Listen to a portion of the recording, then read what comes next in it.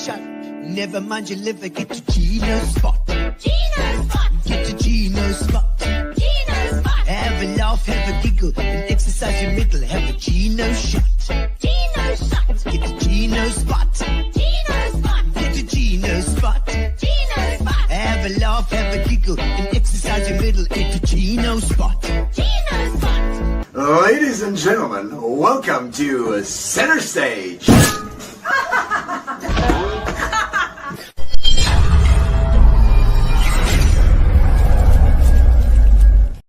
And with that, we're on. Welcome, gentlemen. We're live. We are live. We are now live. Every single Tuesday, 6:30, we are doing it without fail. Tonight is a special one. We have two guests here tonight because we've got something special to celebrate. We have, of course, Dean Allen and Adrian Gardiner, and we've been waiting to get Adrian on for probably about another 2 years. I think about 2 years ago or 3 years ago, even you were on. During COVID. During COVID. It might even be 4 years. I don't even know. It was just such a crazy time.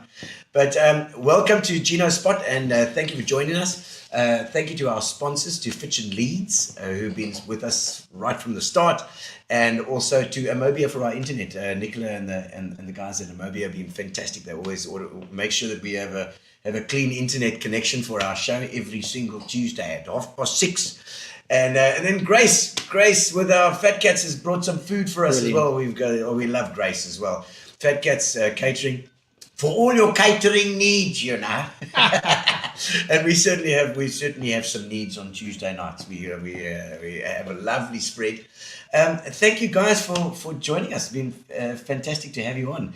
And it's been, like I said, it's been a while. I've spoken to Adrian about 4 times now. Every time I see him at some sort of function, I'm like, yeah, we've got to come on the show, you know. So why have you taken so long to get me here? I know, scraping the bottom of the barrel now, you know.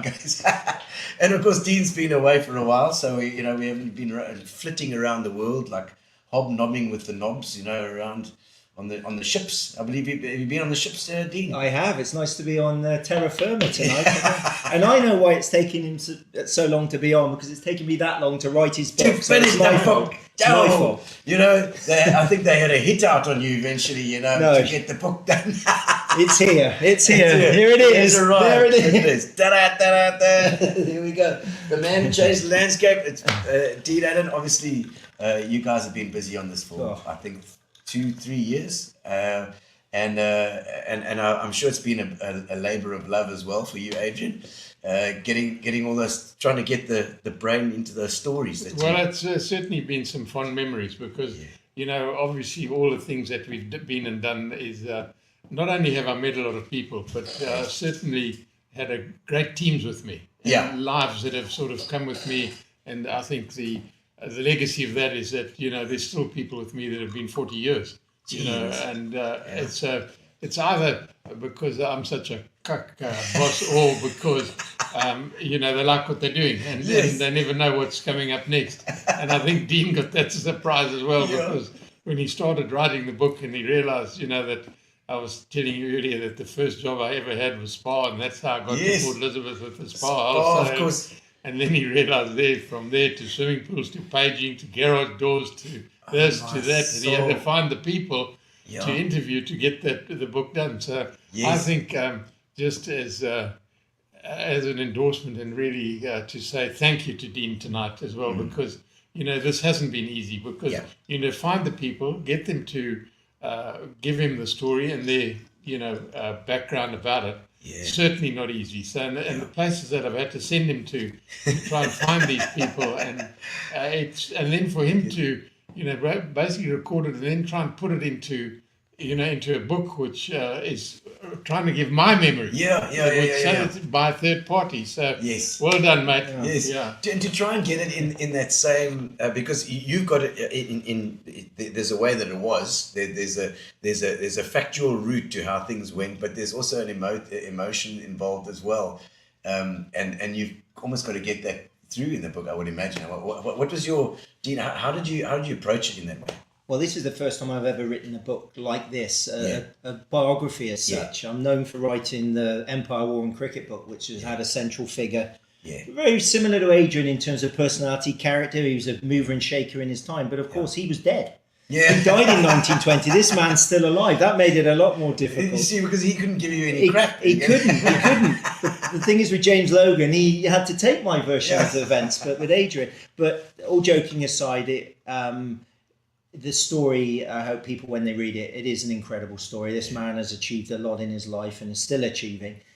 It's a colourful story. It's about not only Adrian, but it's about the wider story about the Eastern Cape. We'll talk about, I'm sure, wildlife tourism, etc. That book, that will be his legacy, but it actually his family, his early business life, the fact he is a serial entrepreneur. So I think this book has got resonance for in a lot of areas. It could be used as a textbook for business students, for example. So I mean, it was really rich. But the one thing I should say before I forget to say, Adrian was courageous enough and brave enough to allow his story to be told by other people. How many of us would want friends, some of them not friends, business associates, to tell your own story? I very rarely went to Adrian for information. I used other people's voices, and for me that could give us an honest appraisal or a realistic appraisal of this story. But I soon realised this was going to take longer than the year that he paid me to write it. It was going to take a lot longer than that. So he got a good deal out of it. Well, it depends how many we sell. Well, that's why we're here, Adrian. Yeah. Buy a book. And now obviously completed. Now are you going to be putting it out there as well? We're going to be marketing it and getting it out to the bookstores. It's always Fogarty's, got to get it to Fogarty's. We're going to have the book launch at Fogarty's. We're going to have lots of radio interviews over the next few weeks. And the nice thing is, and I've said to Adrian, enjoy this period, because people are going to come back into his life. They're going to read this book. It's a great reason to re-engage with this whole story, the wildlife story, the business story, Adrian's journey. And I'm looking forward to seeing it through his eyes, because I think he's a little bit nervous. All he wants to do is sell books, but I said it goes beyond that. No, we don't get rich by selling books, what it is that it's going to give you so much, joy and leverage from the story, because it is a story that needs to be out. Well, I think it all started by the fact is that my children were nagging me to say, you've done so much, let's get it written down, and they didn't expect me to, I suppose, do a real professional book. So although Dean says, we sell a lot, is, hopefully it's an interesting story that sells it, because what I found, and I think the remark that he made just now is very true, I was quite surprised at some of the interviews when they came back, one was expecting it all to be positive, but but it's quite interesting that you get the people's honest views that came out. Yes. So when you read the book, you'll see that there were people that probably didn't like my story too much. Gave me a bit of stick. Yeah, but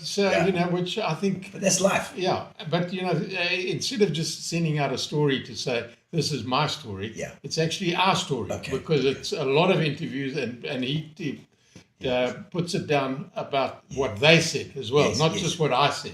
Yeah. So, and I think it's certainly, I think I've read it 4 times. We've made some significant edits on it, but positive edits mainly. Yeah. And we've got, I think we only had other 2 people. For example, I think it was only Andrew Muir, myself, and my wife, obviously, and Paul that really looked at the book and put some edits into it. Otherwise, we accepted, what it was there. So, as Dean says, hopefully, whether we sell a lot or not, no, it's not the thing. But the point we're trying to make, I think, in the book is the bulk of the book is, how did the Eastern Cape become a wildlife destination in South Africa? Yeah.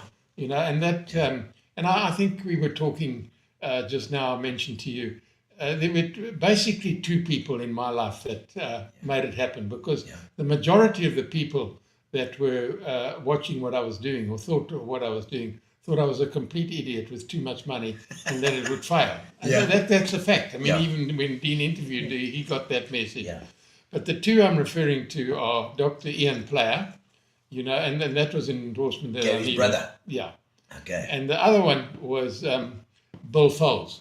Okay. Which sadly he passed away last week, but thankfully Dean had the privilege and pleasure of interviewing him for quite a long time. and it's his memorial service tomorrow. Oh, man. So it was just sad that he didn't see the book, because I think he was quite keen to see it. But without his sort of endorsement of what I was doing, and whenever I wanted to buy a farm, I would say to Bill, "What do you think?" Yeah. And he because he knew it. I mean, that's been in the family since 1860. The Folds family there. Yes. So it was very significant. And it was just really sad. Then fortunately, I can't go to the memorial service tomorrow, but fortunately I managed to see the family. I saw some of them this morning and some of them on Thursday morning.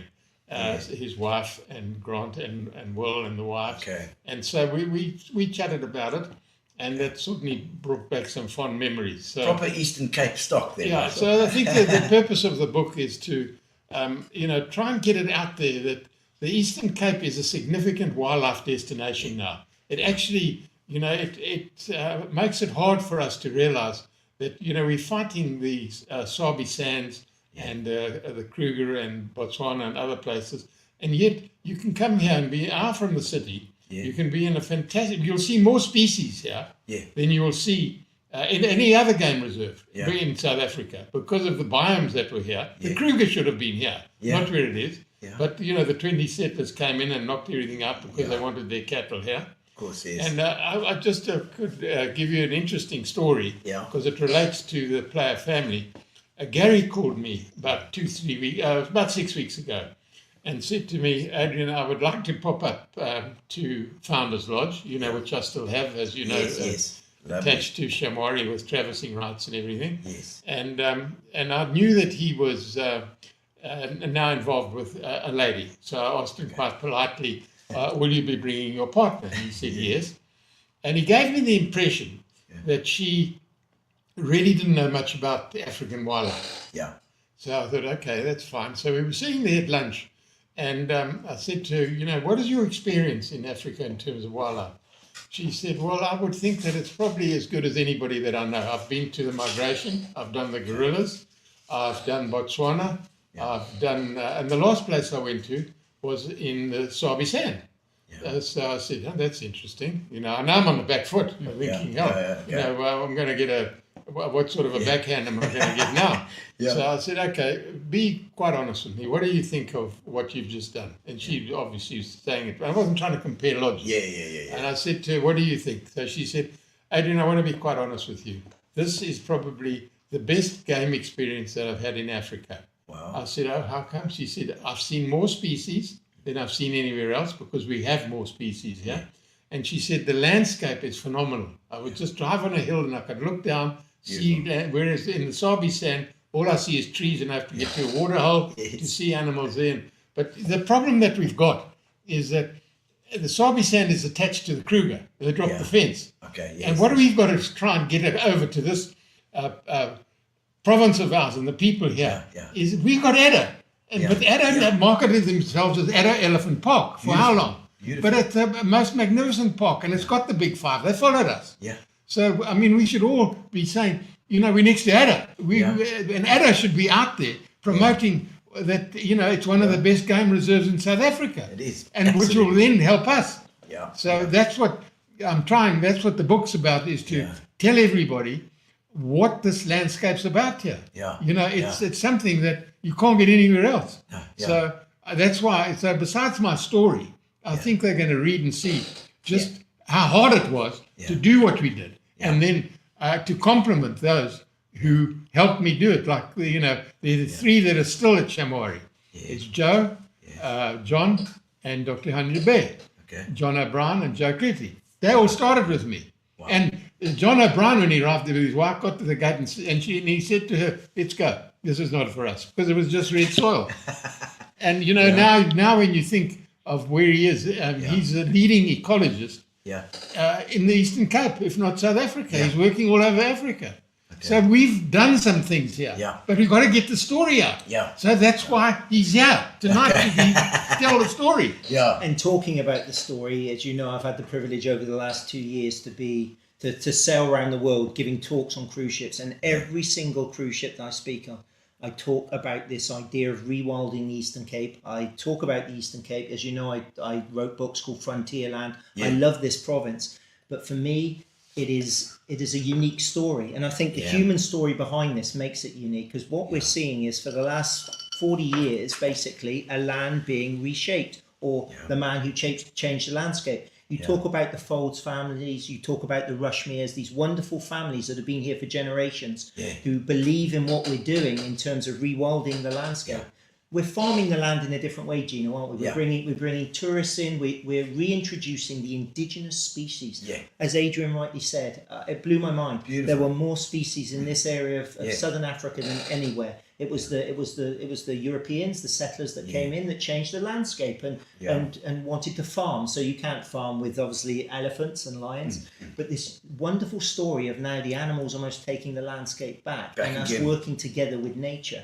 And also we've got part of the book. I was very sensitive to not forget the farmers, the commercial use of land, because they've been part of our landscape for generations. The citrus and the dairy and the cattle and the sheep. And so I interviewed them, and I've given talks to them, and it's been difficult, of course, but there's this idea that we can all coexist within this space.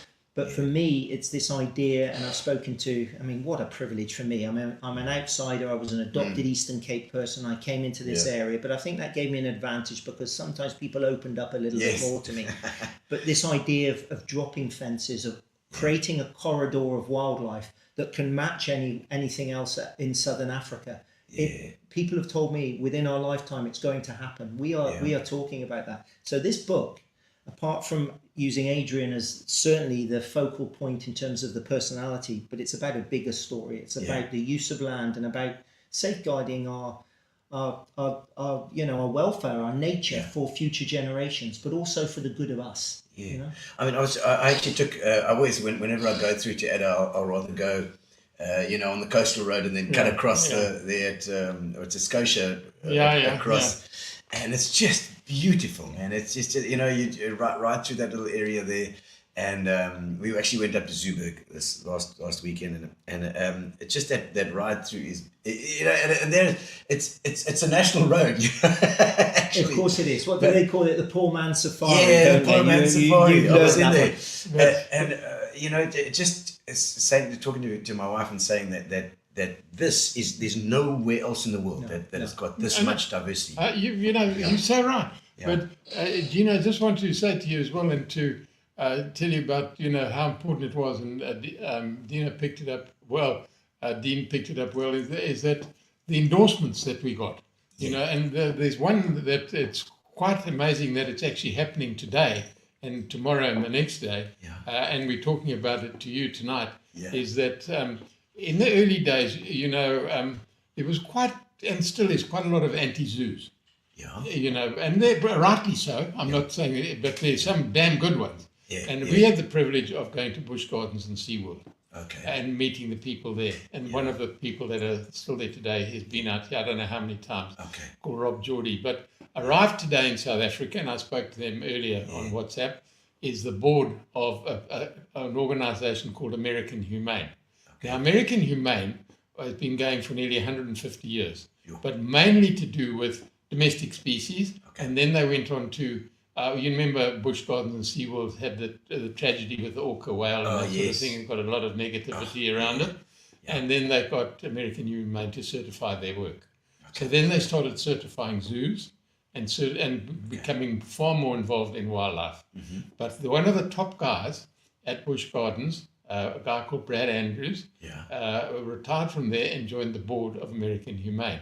And he convinced them to go and visit Africa. And he said, there's one place you've got to go to, and that's the Eastern Cape, and see this guy, Adrian, and his team, about what they're doing there. And they came out, I think it was 3 years ago, 4 years ago, and they've actually formed a new thing called Global Humane and Global Humane Africa.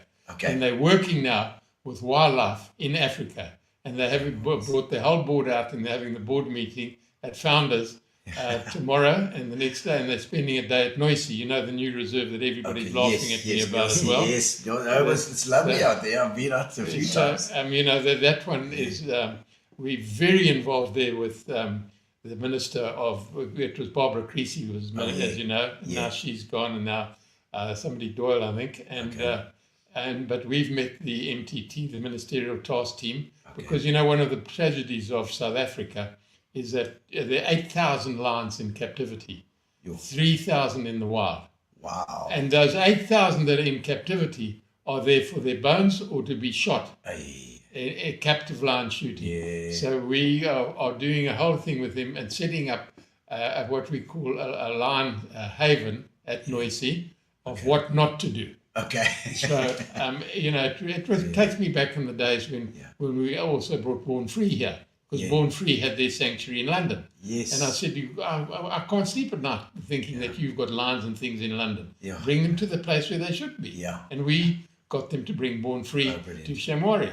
So we're busy with that too. But to think that, these endorsements that we're getting for the Eastern Cape, to have for things like Global Humane coming here, we had the Wilderness Foundation, who I got, by the way, through Ian Player, when he made me a board member. And then I said to him, listen, Ian, the day you die, the Wilderness Foundation is dead. And he said to me, why?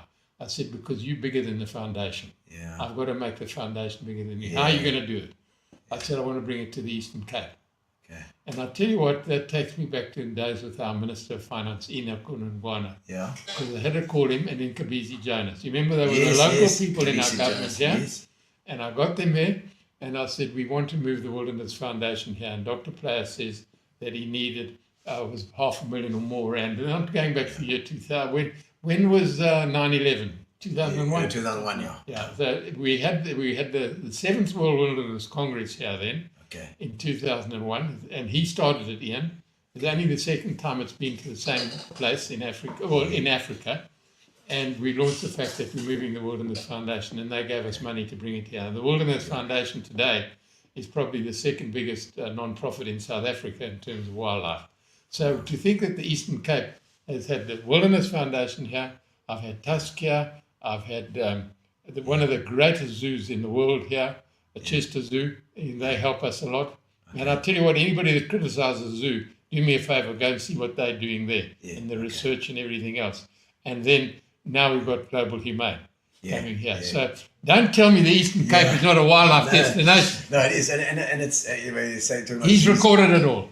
But I would imagine, obviously, in South Africa, you don't get many zoos, but because we've got so much space here to have the stuff as well, so they can be in their natural habitat, which is so it's just to be able to have to go into their habitat. That's what you want to be able to do. You don't want to be the guy that with them in our habitat that they have to look out the cages, So fantastic, and all these and obviously with these Americans coming here as well, we hope that it's got the AGOA and Trump has not much to do with it, so we can just keep our channels open for funding and stuff as well. But you know the sadness?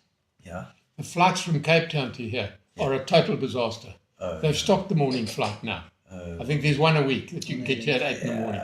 So you lose that person. And the ones that arrive to go on a game drive get here at 2, they get to the game reserve at 4, they've missed the afternoon one. Our flights are a disaster to the Eastern Cape. We need the airlines to pick up. What else have we picked up which is quite interesting, is that the international tourists has cut their holiday by 2 days. From 12 to 10 or 14 to 12. You know what they've cut out? The garden route, driving it. My word. We picked that up on our analysis that we do. That's a bit strange. So it's not helpful for us at all in the Eastern Cape. We need that. All those things have got to work together. It's like, if the cruise ships, for example, I think have picked up. Unbelievably. Yeah. So that's fantastic news. Yeah. But we need everything to work with that as well. Yeah. So they need to actually come here, and then they can drive down to Cape Town and go through the whole that whole garden route. I'm actually bringing some American tourists in the next few weeks here for the first time. They've never been to Africa, let alone South Africa. They kind of hear me on the ship and they go, please, will you take us there? We've always wanted to go. I cannot wait to see their eyes open up to what we've got here, Gino, because it is quite unique. And to give you an example, and I promise you I've heard this many a time, I've spoken on world cruises where these people have travelled around, they can be on the ship for 2-3 months, and they've said to me consistently, South Africa obviously Cape Town, but when they come to the Eastern Cape, it's the highlight of their entire world trip. We cannot underestimate what we've got here. Yeah. It's just, as Adrian said, it's getting people here. It's to create the noise around this place. Hopefully my book and what we're going to do will do a little bit. It will give it credibility. But what this man did 40 years ago was really start something. Imagine, we've now got, 17, 18 private reserves that didn't exist before Adrian built Shamwari. So it will happen, and you know, it takes somebody that was called crazy at the time who could see this dust bowl of earth and see its potential. And I like that story because that gives it a unique flavour. If we explain that to the people, they also realise they're experiencing something that's happening in front of their eyes, which is important. And dropping those fences. Yeah, I'll tell you something else I've been working on for probably 10 or 12 years. Yeah. And we just had to have a committee meeting. We were meant to speak on it, and for some reason it didn't happen. I've been telling them because Mandela grandson, Mandla, invited me to Kunu and invited me to go and look at the museum in Mthatha. Okay. And I will always remember when they moved the Tutankhamun to London for a period of time. You couldn't get in. So I said to them, do me a favor, I want to borrow what you've got in Mthatha for 5 months every year and bring it to, instead of Quebec, Mandela Bay. Yeah. And we put it here. And they now all of a sudden got quite excited about it. But can you imagine if we had the Mandela Museum here, in this bay here, which is the Nelson Mandela Bay? Yeah. People would come here and visit. They're not going to go to Mthatha. Yeah. And I've been trying to get that to happen for I don't know how long. It's a brilliant idea. I've got the committee, Vianney, the head of the committee on that, working hard with me to get it to happen. But you know, unfortunately... Yeah, to get up to Kunu is another story. To get things to happen. In my time, when I wanted to bring the elephant here, it probably took me a week to get a permit. Yeah. You know, because they didn't know what they were doing and I didn't know what I was doing. You know, we had the Armstrong fence at the thing and we put fence and the elephant broke out. We learned from it. That's in the book, by the way, a great story. Oh, really? Great story. So, I mean, but, you know, we've got to make things happen. Don't just sit in committees and decide, and everybody in that committee doesn't know what they're doing anyway. Yeah. No, you're right. Those things have got to be shortcut somehow, or just helped at least get to the top. Gary, so let's have a look at some of the comments here. I think there are a lot coming in here. Let's have a look and see. They're positive. Tues in. They're always positive. Morning to Villiers. Good evening, Mr. Gardiner and Dean. Morning to Villiers saying, how's it? Looking forward to a good read. Going to bring back many good memories. I've got to say, one of Adrian's former managers, and that man gave me some wonderful material. Read the book about Mornay's stories. I'm telling you, colourful stories. Most of it I had to cut out, by the way, but there's still enough. Because of the language, I suppose. He's quoted as often as Peter Fleck is. Peter and I, he was my best man, and he was very involved. Okay. Your best man back in the day. Well, that's Robbie Fleck's father. You know. Yes, I remember Robbie Fleck. Okay. Andrew Stewart, how's it, Andrew? Keen to read this book and get an insight here tonight. Excellent, Andrew. He's also tourism as well. Mark Kotzer, is it Kotzer? Well done. Yeah, thank you, Mark. Thank you. Well done. Deanie says, thank you, man. Elmarie Sampson, how's it, Elmarie? She's the wife of the weather guru. So he's always tells us when it's going to rain, when it's not. Megan Vass, Megan, hello. And that's, I presume that there's Graham as well. There we go. A great man, incredible difference to the lives of so many. A legend indeed, a friend indeed. Thank you, Graham. A friend indeed. Thank you, Graham. That's what a legend. Graham and Megan also feature highly in the book. They were the couple that Adrian would send on his missions to, create new destinations and hotels. That I think they went to St. Helena, Nigeria. Wow. They went to the UK. Great people. They really were good part people. Of this story, And I'm sure they're sitting together as well. Of course, we know him from the Boardwalk days. Garth Sampson, there we go. Wally Falls, a legend, he says. That's the one. That's our weather guru.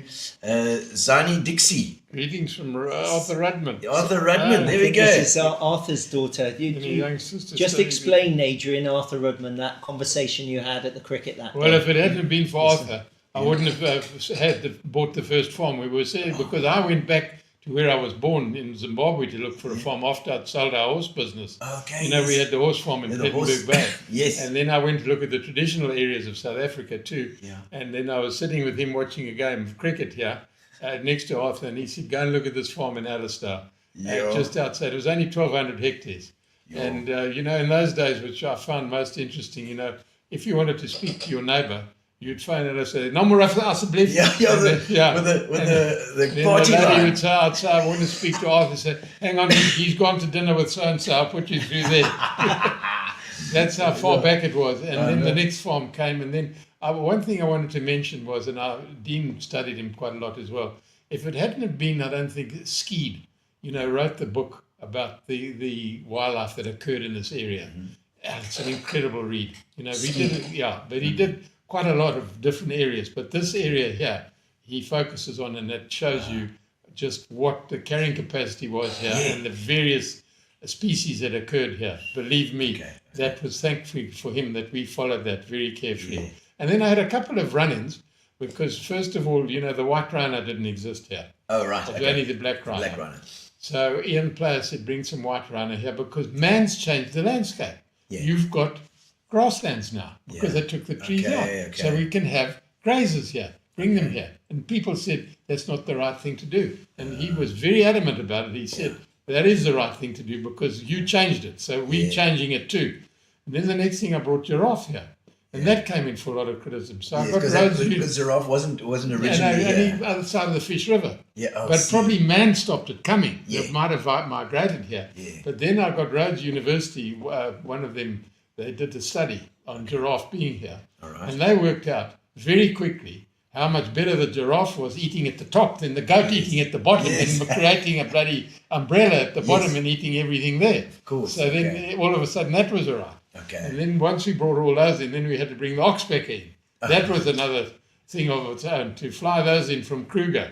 And then it was quite interesting to see them fly out and go land on a giraffe. We'd never seen that oxpecker before, and the giraffe would tear off. So those were... And so oxpeckers are the birds that sit and pick off the ticks and stuff, eh? Yellow and red bill, Oh, my word. They're all part of this ecosystem. I mean, I was ignorant to this. I mean, the dung beetle, for example, is so fundamental to the whole process. We tend to look at the lion, the cheetah, the bigger kind of animals, the rhino, but it's those smaller things as well. But before I forget, I'd like to make the point. One of the most important takeouts for me doing research in conservation and this idea of changing a landscape was this kind of spectrum we have. On one end, we have those pragmatic people, the businessmen like Adrian, and on the other end of the spectrum, we perhaps have the pure conservationist, maybe the academics who sits and write about their papers. Now, I wanted these two, entities to meet in the middle because my favourite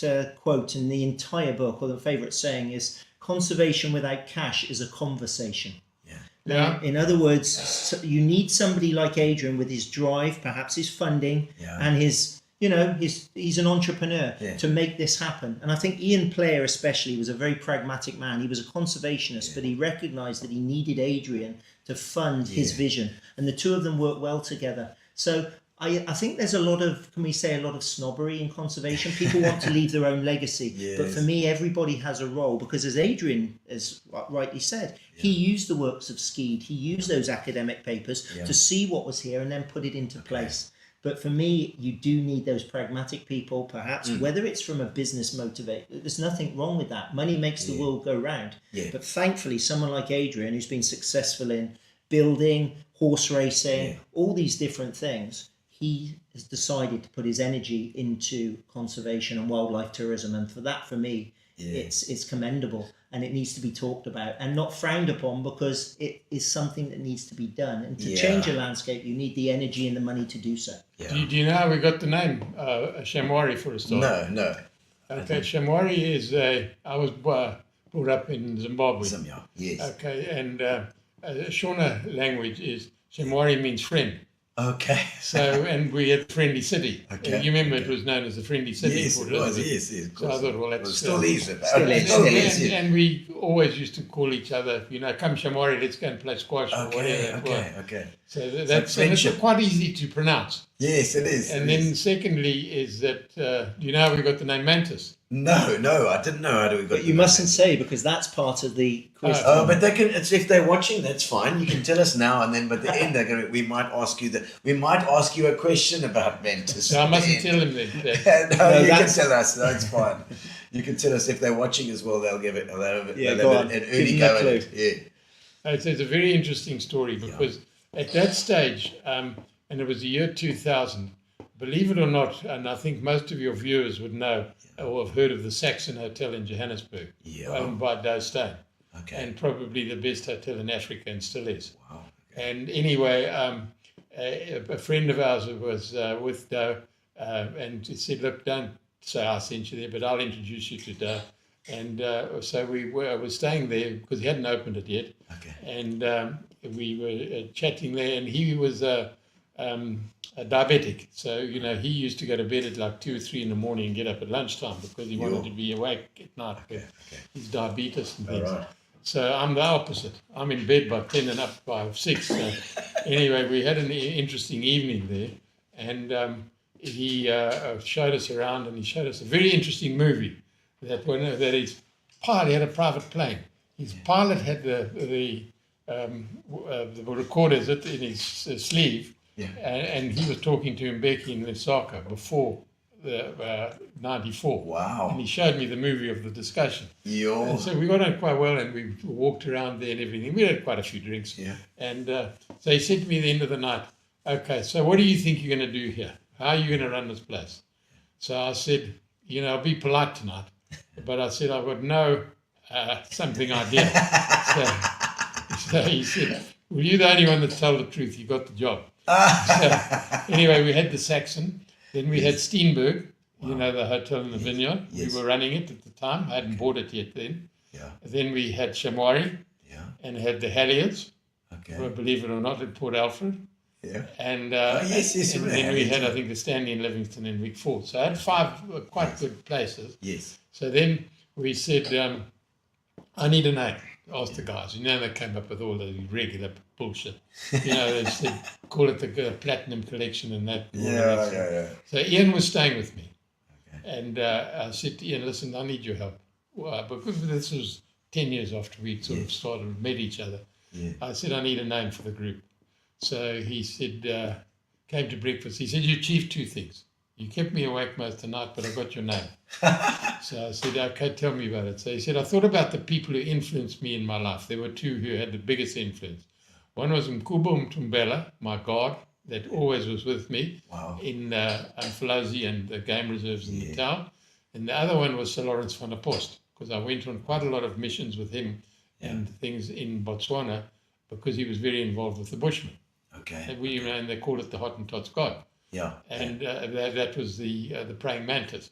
Because the Bushman was a hunter-traveller. Yes, the god, they do worship the praying mantis. And they worship the praying mantis. They call it the Hottentots God. So he said, you let your general managers, and everywhere they went there would be a praying mantis. So he said, you let your people look after your places, you sitting here, call it the Mantis Collection. And so then we created an acronym out of that. Man and nature together is sustainable.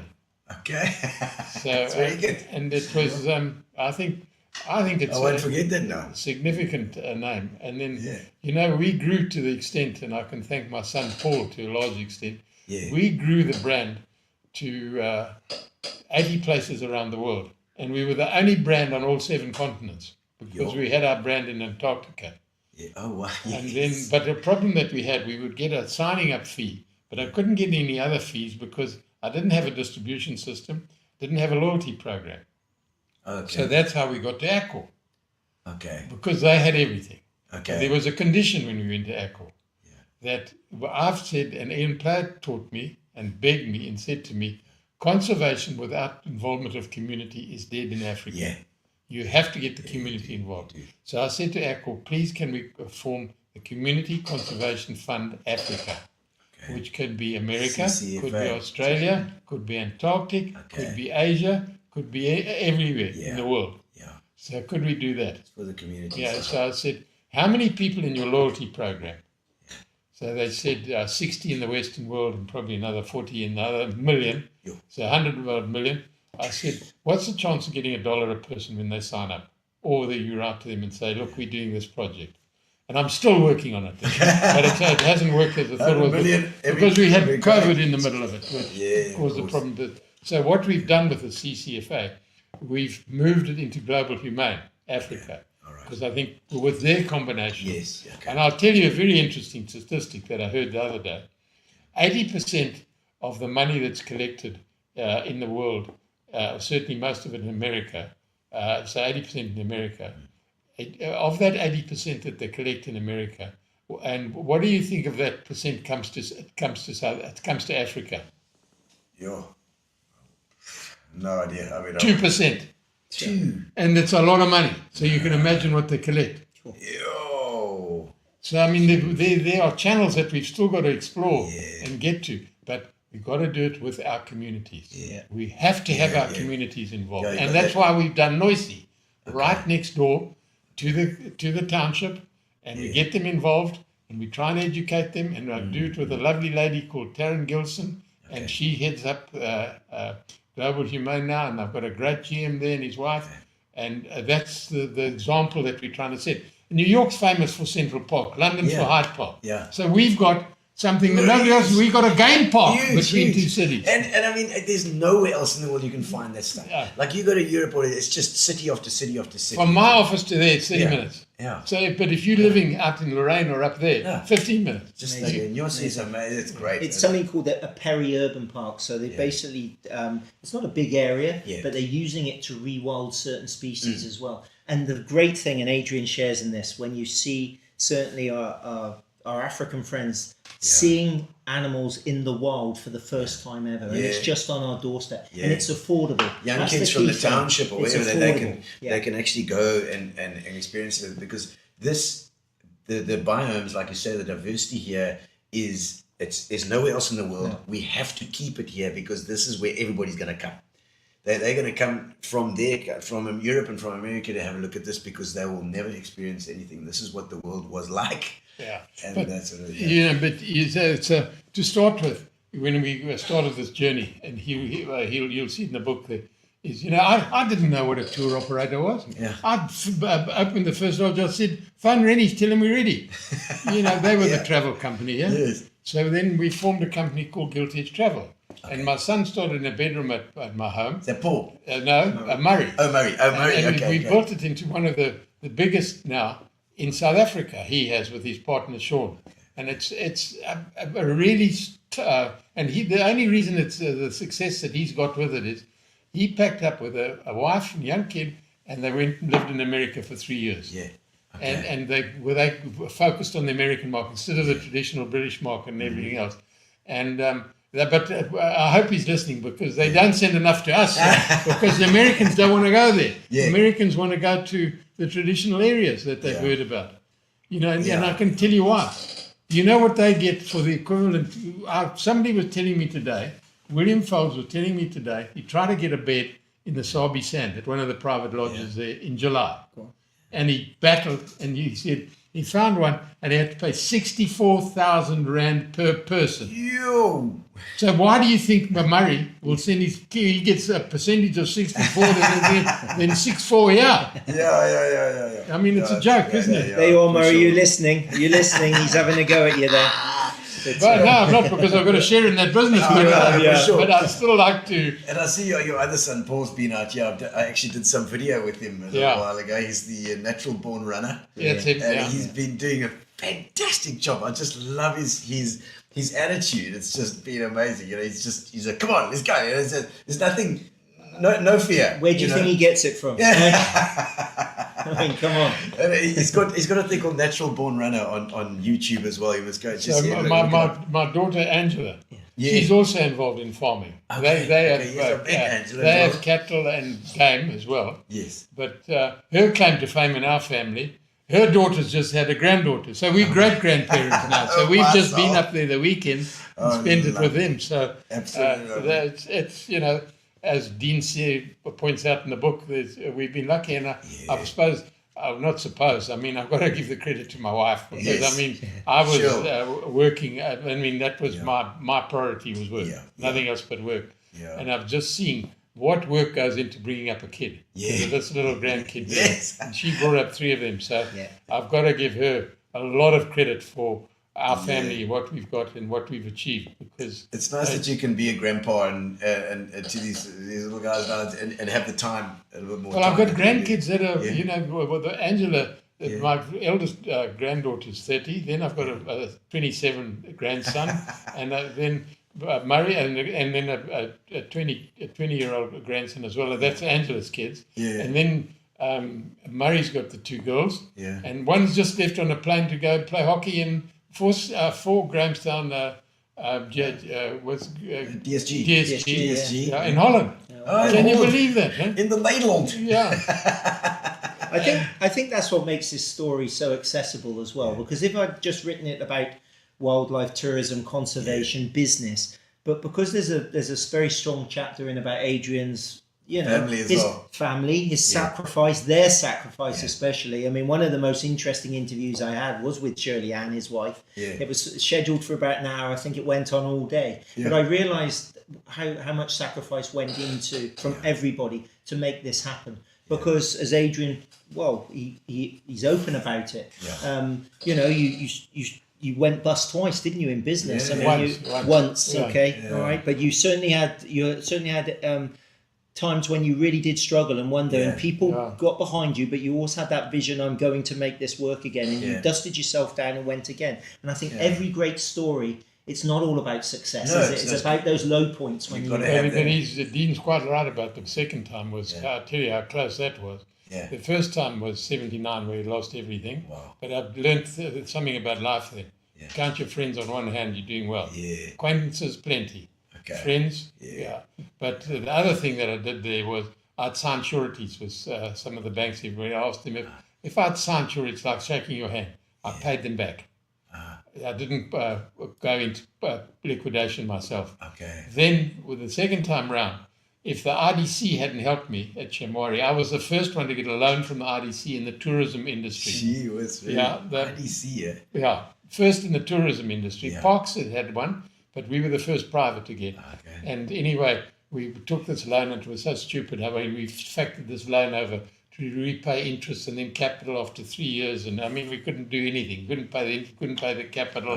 And I mean, it was going on. And then we were having fights. He interviews them all, and he got the story, and it's a very good story. But what saved my life there is that they were having a golf day.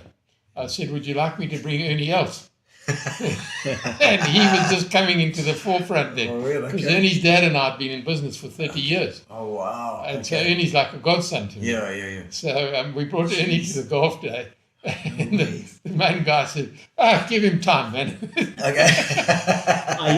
I felt so sorry for the guy that was making the decisions. He said Adrian was impossible to deal with, because even when I was going back to the office and saying, listen, we're going to cancel this deal, by the time he got back, Adrian had lined up Ernie else for my boss, and I couldn't do anything. You know, it's fine. Let him go. It'll give you a couple more months, man. Don't worry about it. But thankfully, Dean's right. That those sort of people did, I don't know, they wanted to give me the break to see if it would work. Of course.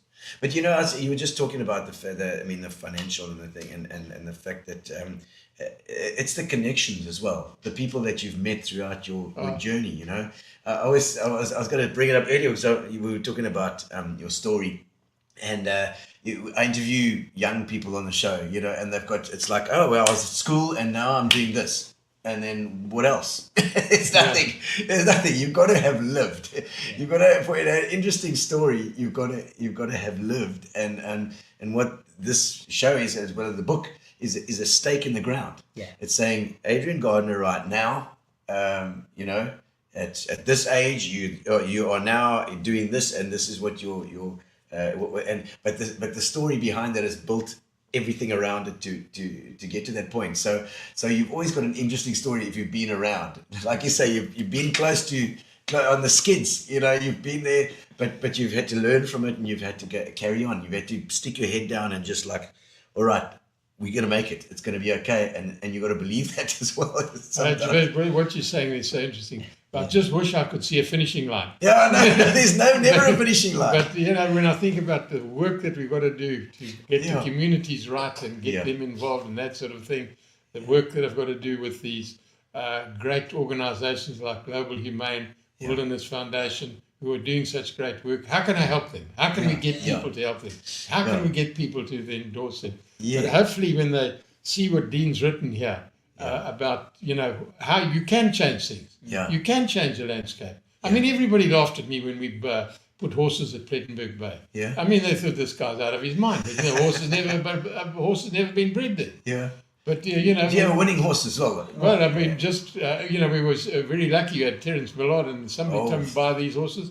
And we had Horse of the Year, Filly of the Year, and Sprinter of the Year. We had 8 Group 1 winners of the year. Do you think that didn't put us on the map Yeah, quickly? for sure. For sure. So a bit of luck involved as well, Well, the same thing happened at Chamwari. Yeah. Because there, again, by getting these endorsements, Ian Player, he introduced me to, I mean, you know the Tiger Woods story. Yes, yeah. I Of mean, course, Tiger. Tiger put me on the map by John telling me what a Travolta. bloody idiot I was, Yeah. by announcing his engagement and all the rest of it. So but all he did was crash my website and everything else, and I took every single interview around the world. But I've never had such publicity in my life. And John Travolta was amazing. He didn't mind. I mean, it was my luck. Just after Tiger Woods, John Travolta alive, and I see a mob at the airport. Yeah. And I thought, now what the hell has happened? Oh, And you know what they were Soccer. all arrived there to meet. What's the head of our soccer? That. Danny Jordan. Danny, they're all, because we'd just been awarded the World Cup. my And they're all soul. there to. And the sadness was, John came up, stuffed Danny. Yeah, you work for it. I didn't even know it was him. That's And he had an absolutely autistic son, John, and he said, just hang on, guys. We'll put him in the car. He came back in and said hello and thanked everybody, and was so amazing. Oh, lovely. So we had some great endorsements in those days. I saw Leo Sayer in the book as well. He was out there. Leo Sayer, Brad Pitt was a Brad popular one, of course. There. Lord. I mean, it's wonderful how Adrian he understood the power of celebrity and to create a destination and to create a story behind it. I mean, just mentioned to Gino about how you walk the streets of London, trying to not only sell the Eastern Cape but also convincing them South Africa was a You're destination. marketing out there. Yeah, well, when I heard there's such a thing as a tour operator, I went to London, and I had reciprocity from St George's Club here, with a club in London. We stayed there, and I went and knocked on the door and said, listen, this is what I want to come. They said, no. I said, look, I've got time. Tell me when you're ready. I sat in the reception and went from door to door to door, selling them, and then, getting them to come and see the place and all the rest of it. It was hard work and foot slogging in those days to get us into tour operating. How old were you then, Adrian? Well, that would have been 92. So let's call it 93. Yeah. I was born in 43. So what is that? 40 years. 40 years 50. old. 50. 50. 50 years old. Yeah, 50th birthday running around there. So I'm just telling you, working it out, that I'm 82. But you've got to remember, Adrian's 50 is equivalent of someone else's 30. I mean, this guy's in his 80s, and look at him. I mean, it's just a shame. Good. No, I wish it was. I've had knees redone. And Oh, my word. Yeah, I look at the age catches I saw. There's nothing we can do about that. But like you see, we're just talking about it's like how long is a piece of string? You're never at a point where you think, okay, well now I can just relax and retire or whatever. It's in your head. You've always got some project that you're doing, and I see that's that entrepreneurial spirit. But it's not only that. I wouldn't be where I am if it wasn't for the people that worked for me. Yeah. So I've still got a lot of people that work for me, the team. So I can't just say, or give them all a check and say goodbye. But, that they're also passionate. Yeah. They want to see things finished. Yeah. So, that's a responsibility. So it's not only my family. Yeah. I consider a lot of those people part of my family. Yeah, and I think to have you've got it's a lot of different. You got a lot of different fingers in different pies as well, but it's the connection and all those connections that you've made over your life. We were talking about Gary Rowan, Sim Gay. These guys that you've been. We were in business for 30 years. Yes, I know. Guys like this, and of course Bill Folds, like you're saying, and those old friendships and old things old people that you've met at that specific time that you've now got a connection with. You know exactly how they work. You know exactly what they do. If there's a project that comes up, you're like, that's for him. I think that's been Adrian's key. One of the main keys to his success. He goes to people who are the best in the field. He gets people who have got expertise. He's very good at delegating. He knows that he doesn't understand how to integrate a lion into a safari park, so he will bring someone in. I like to think he went out and got a decent writer for his book. But joking aside, he does operate in so many different areas. It was a really hard task for me to put this together, Yeah. of course, and to make the link. But what I found was, if I asked this, I was asking, about his life and what it meant, and people were basically saying the same kind of thing. So I knew there was very much truth in that. Yeah. I would also ask some difficult things. I'd say, he's a difficult character at times. I'd say, come on, when did you cross swords with him? And everybody had that story, but there was one thing that I liked about it. Adrian doesn't hold grudges. He would move on, and there was a respect for that. And he also has, loyalty is an important part of his work ethic as well, which means a lot of people watching go back years with Adrian. I can see some of the names coming through. These are school, college friends, people he worked with. And as I said, the family all said to me, we hope he does slow down one day, but I don't think he will. I can't see it. I really can't. Where were you at school, Adrian? I can't remember from the first thing. Just outside Bulawayo. Oh, The school that my father and his friends started, because that's where he met my mother. It was a gold mine, which closed. Okay. And that's why I was born in Zambia. He went to a mine up there. Okay. But then the mine was reopened as a school called Falcon College. Okay. It's been going since 1955. Still there? Is it Yeah, still there? it's very, very, probably number 1 or 2 in the country now. Wow. And it's Fantastic. it's co-ed now. Okay, There's girls there too. Yeah. We didn't have that luxury. Or distraction. Yeah. Don't worry. Let's have a quick look at some more of the comments here while we're here too. Well done, Mavuzo Msimang saying, I'm enjoying the narration. Not many people send me outside the scientific community know that Eastern Cape is a level of biodiversity. Absolutely, Mavuzo. You just have to go out there and drive to Addo. You want to know what an influence he had on my life? Yes. Yeah, because you know that he headed national parks. Okay. No. Yeah, I didn't know. and we when he started in the park side, him and I had long chats about conservation and everything. So we've been friends for many years, and we met on the blue train going to the Victoria Falls. Oh my word! Gee, was the blue train. Yeah, that's how we originally met, and then we just stayed together all those years, and we still. I sent him a message earlier. So don't forget to listen. Excellent, Mabusa. Well, then I should actually have you on the show as well if you're ever down here in Gqeberha. James Espy. Is it Espy? Great to hear the story. To visit Shambori a number of times. It's about time you came to Founders, James. Yes, I think it's about time, James. I interviewed James over in London. He's one of the. You want to see this, Gino? These guys, when they were at UCT, they were like the Rat Pack. They were the men about town. Some of those images were brilliant. I tell you. You got some pics there. Oh yes, they're in the book. Stovepipes and Lord knows what else you got there. Anthony, how's it, man? Wonderful chat with Adrian. Gino, huge salutes. So proud to be one of the very first investors in lodge owners at Gondwana Game Big Five Reserve. In Mossel Bay. Okay. I didn't know that. Chat so inspired. Anthony comes up with new stuff every time. You're a real box of chocolates, you are, Anthony. And I think he's in Spain at the moment, actually. Alec Riddle, how's it, Alec? I saw a picture of him today in the Pizza Palace. I think it was. Not Pizza. What is it called? Pizza Inn. Do you remember the Pizza Inn at all, Adrian? It was Cape Road, the first pizza place in PE. Oh, yeah. You would know that. Even he's been part of that journey as well. Did you know that I brought Kentucky Fried Chicken to Port Elizabeth? No way! Yeah. Did you have a little beard? And I've got look at these scars here from cooking. Seriously? Yeah. So you got your hands dirty as well? With Bruce and I knew the guys that had the Cape Town franchise, and they introduced me. And I got the Kentucky Fried Chicken. We can thank Adrian for that in PE as well. Why haven't I got it yet tonight? Grace. Moraine Moss, how's it, man? Brilliant businessman. Mr. Gardiner, much respect, she says. Thank you. Brian Wilkinson from the Boardwalk. He used to work with Graham Vass.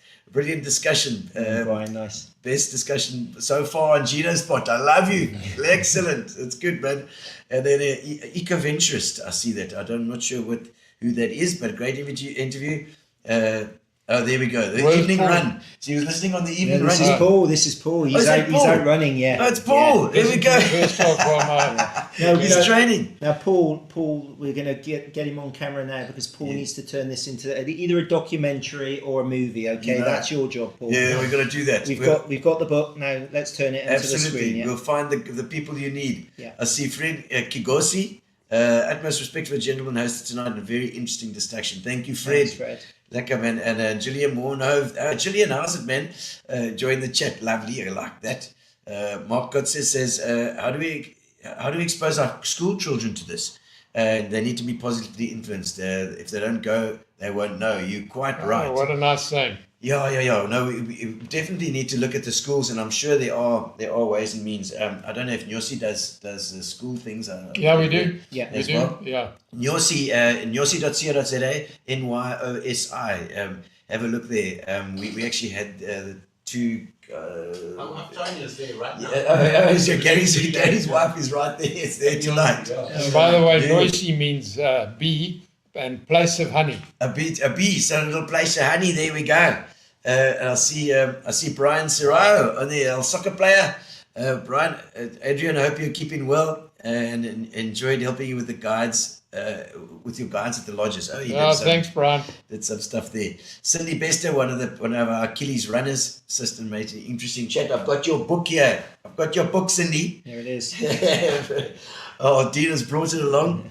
And thanks for always assisting to stay at your beautiful number 5 boutique hotel. That's number 5, Mentis, eh? Yeah. That's in Summerstrand. Yeah. Beautiful place there. Yeah. I've done a little show there once or twice. I think I've been down There's there. an interesting story behind that too. Oh, tell us. Yeah.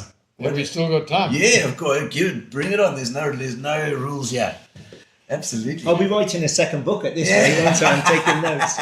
Well, if you've been there, there's a cinema there. Okay, yes. And we were building, and at that time, through Ian Player, I was invited to Clarence House, where Prince Charles was doing a movie, the launch of a movie, saving the albatross. Okay. And the cinema probably held 20 or 30 people. Yeah. And it was given to his father and mother by who's the guy that got bombed? Mountbatten, Lord Mountbatten. Lord Mountbatten. Yeah. And it was given to him. And anyway, I went up to Charles afterwards and I said, listen, would you mind if I copied this because I'm building something and it's Art Deco and this is Art Deco and everything. Yeah. So he said, with pleasure. And he called the keeper of the house and we met and then I sent my people there to look at it. Lovely. And that's why you see all the royalty in there. Yes, so it was called the Mountbatten Theatre. That was, and I was had the privilege of meeting King Charles now a number of times. So and his passion for conservation is really you've got to listen to it to believe it. But it's really unbelievably passionate. And the other one in England who was a very passionate conservationist was, I was lucky enough to meet him. We talked about him earlier, Sir Lawrence van der Post. Yes. But more than that, there was a guy called John Aspinall who had he still has, his son runs it, a gaming thing, gambling house. Okay, right, Casino. Casino, okay. Yeah. And anyway, he was very passionate about animals and he had 2 black panthers that he kept underneath his home, his flat, in London. They used to put coal in there to keep the fires. Yes. And he used to get home at night and take them for a walk. Anyway, one night they went out for a walk and they killed a dog. And so this all hell broke loose and they found out that he had these. Anyway, that got him to open a thing called Howlett's, a zoo. Okay. And most incredible zoo. And the gorillas there. He would go into those gorillas. He took my wife into the gorillas. His first grandchild. He took into the gorillas, the grandchild to the gorillas and passed them round. On a Sunday, we stayed there for a weekend. A roast was brought to the front door of lamb or beef or something. He'd take it down there, cut it, and feed the gorillas with it. Yo! And, he was quite something. He came and visited. He just had this absolute passion for animals. And he was in the car with me. We just brought some elephant in. And these elephants were around us, and he said, I just want to get out and talk to them. I said, you stay right there. And anyway, he was sadly got cancer of the jaw, and he was in hospital. We went to see him. And he said, Adrian, I want you to make me a promise. He said, tell me what it is. He said, I've got 6 elephants at Howlett's that I want you to take to Shamwari. You've done it with Virginia McKenna, with Born Free. Yes. I want these elephants to be released there. I said, deal. So anyway, I went back and I told Dr. Play about it. He said, okay, this is how we're going to do it. We've got to do it by ship because this is how I did my rhinos around the world. We create a boma with the containers. We put them in there. And then his son Damien took over and said, no, I want to fly them there. And, it was a madness in cost and everything else. And sadly, it didn't happen. And it's one of the regrets that I have, you know, Yeah. when you give an undertaking. Yes. And, you know what I termed the whole thing? Yeah. The Long Walk to Freedom. Yes. Because we were going to release them on the road to Grahamstown, and they would walk onto Shamwari. So we haven't done that yet. No, it didn't happen. But anyway, there's that, as you said earlier, is that my life has brought me such a privilege in meeting such interesting people around the world. You know, there's another one called Jack Hanna. You know, a lot of people had a lot to say about him. He would go on a TV show every week, and he'd always bring an animal in. Okay. Some sort of wild, be a snake or be something else, and talk about it. And again, you know, he had a lot of criticism. Yeah. But when he came out to me, I don't know, 2 or 3 times, you know, the inspiration he gave me. He took me to the Ohio Zoo, and you know, and what the work that they did there. Yeah. And that's where I had the privilege of having a great meeting with Jack Nicklaus there, because he then came out. Yeah. Okay. And you know, went to my son's farm. Okay. And it was, you know, there's a wall in my son's farm where they had. This is the one we've just been to now. Yeah. Where they had their drinks. You know, it was like a stable. You know, real with a bar thing there. But you know, and everybody used to put their signatures on the wall. All right. Yes. These is on the wall. F.W. de Klerk's on the wall, and you know, Ernie's dad's on the wall. Yeah. A lot of my friends there. I've got a picture on my phone on it. So Yeah, it's always these connections, you know, and people that you can you know, obviously King Charles, you'd have to, you know, probably go through his secretary, but you know, it's and I think it's also to do with the fact that this biome, this nature is here, and it's not anywhere else in the world. I think they recognize that. People recognize that, and if you are a conduit to this place as well, it's like, okay, well, Adrian's your guy. You know, if you want to find wildlife, if you want to go and see something that you've never seen before in your life, and you want to get involved in it, Adrian's your guy. You know. And Adrian's so good at connecting people. That's the other thing you can see. I mean, he you know, at whatever level we've mentioned. He likes to drop names, as you can see, but he understands the power of celebrity, and that's it. And then, you know, they appear in the book. We've got pictures of the royalty and Brad Pitt, etc. But for me, it's the connection. He's very good. I've seen him do it. He gets a call and he goes, I know the person, and he puts people in touch and then steps back.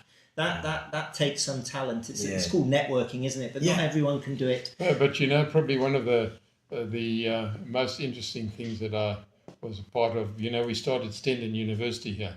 Yes, I remember you know, that. the university here. And but why I want to bring that up is because it's the only university in the world where you can do a semester in wildlife conservation at Lodge, and we've moved all that to Noisy. Okay. And the second thing is I put a lot of kids through there, disadvantaged kids through on bursaries. Yeah. And you know, to see where those kids are today, what they've done, and these are underprivileged, disadvantaged kids. So, it's empowering. And you know, even when I see some of them at Shamwari, the guides there and everything.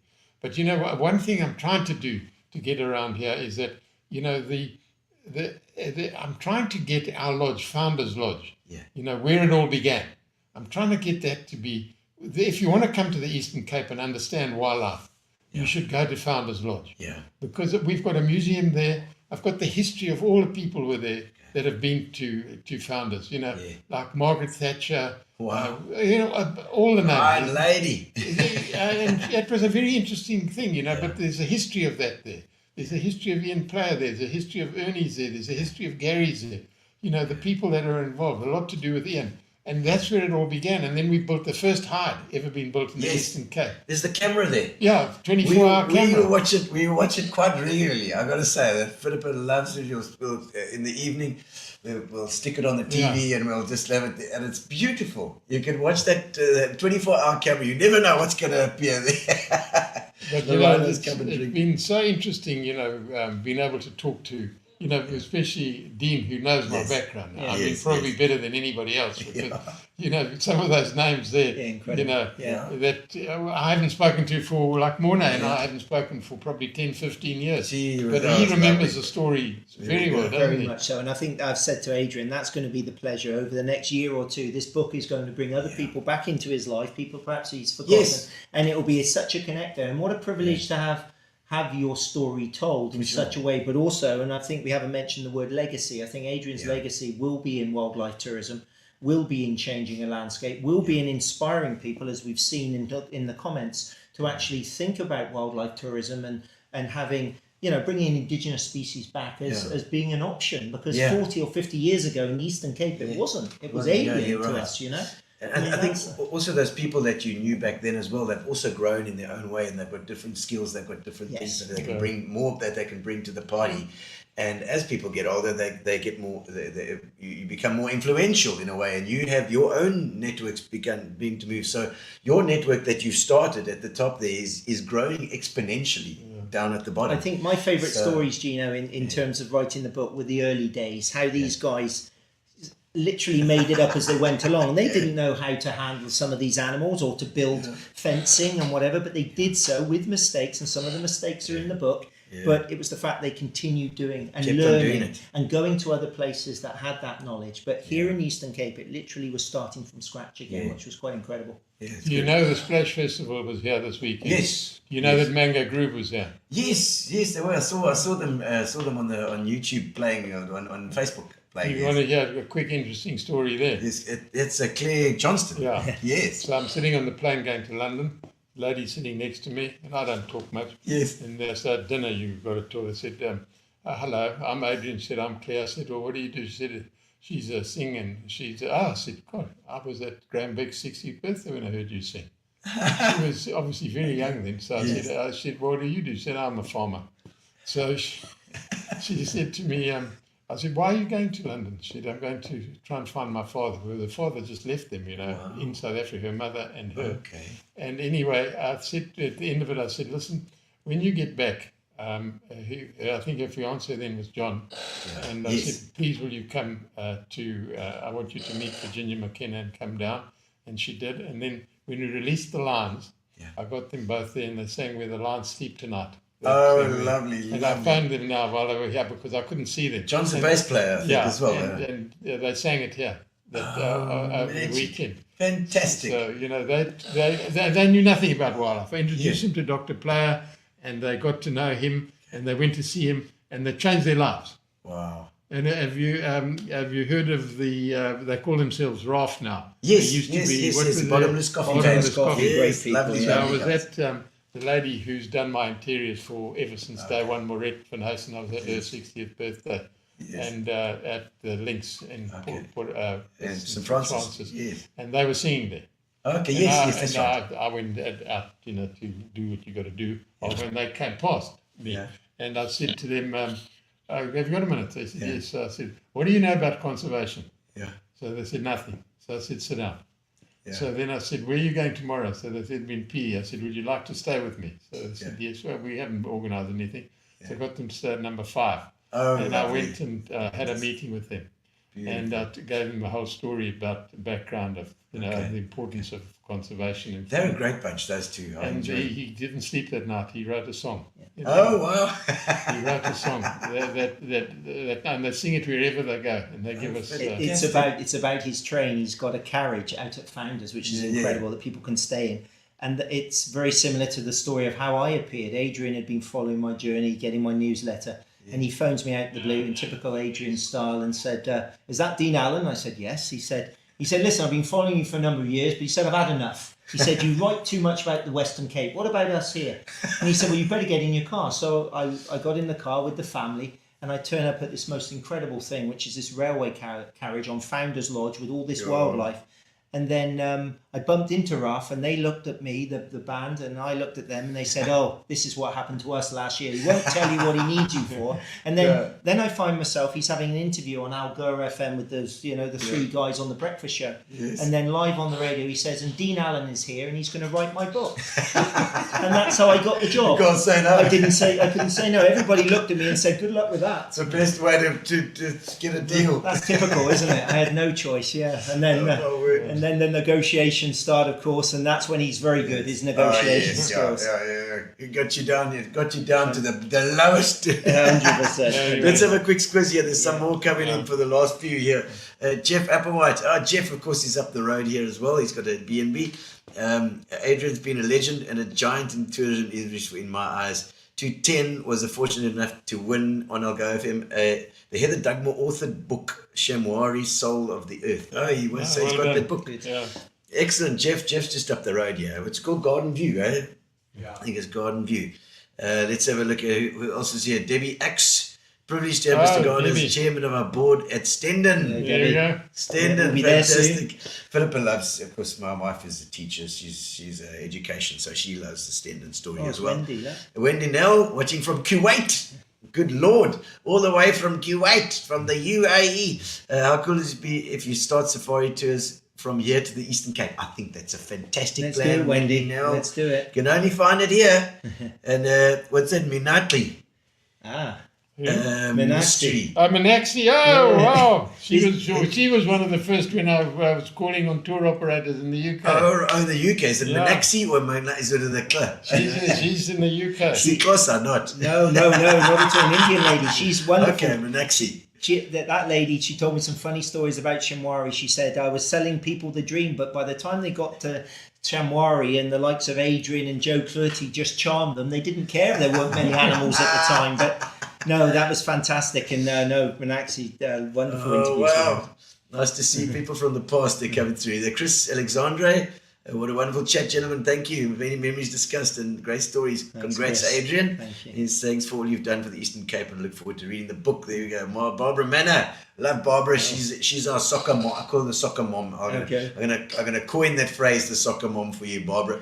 She looks after all the soccer players over the years as well, because her husband Apple was late husband Apple was one of the soccer guys. Love talking to grade 6s to Born Free Reserve once a year. It's such a great treat with the children always. Yeah, it's so important Children. to get the kids in. You're right. It's vital, isn't it? You're Hey, right. Sean. Yeah, There lovely. we go. Sean. So good to And be Sean involved. Vanek, how's it, Sean? Our tourism guy as well. So to be part of the journey, absolutely. And dreaming with Adrian and his team about game farms all the way to Grahamstown. It's still there. That dream is still there. I see. Should we give a copy away? Yeah, I think so. now's the I time. think so. It's isn't it? coming Before about time the to people go off. to Yeah. wrap it up. Yeah. Those people that hung on to the end, you're in for a treat because Yes. you get a copy of You the get a book. copy of the book, and along with that, you get a copy. You get a free case of Fitch and Leeds as well, with a couple of tonics and a couple of whatever we can do stuff into that into that case. How perfect is that? And so we're going to put a question up. The question is, what is the meaning of mantis?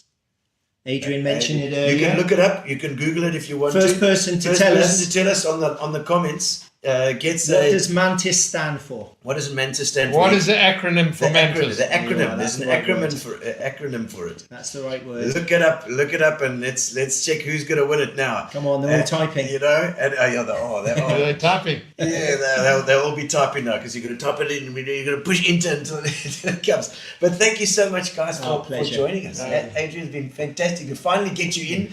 We finally found a time that we could do it all, and it's perfectly timed with the launch of the book. Dean, lovely to see you again. Great to be back. Thank you for having us. Feels like I'm home again. Back in Privileged to be here and talk to the audience. Yeah. Fantastic, and this will Tell be the up. story. This will be up forever. It's always going to be up on YouTube, so people can always pop in and have a look. There's somebody. There we go, Jeff. He spelled and wrong. There we Are go. having this? He was quick. He was very quick.